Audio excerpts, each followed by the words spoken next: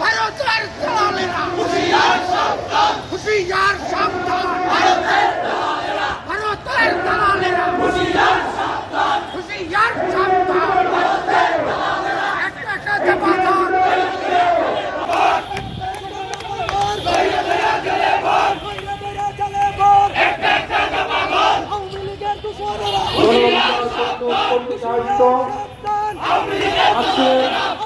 সমাবেশে উপস্থিত বিভিন্ন রাজনৈতিক দলের জাতীয় নেতৃবৃন্দ উপস্থিত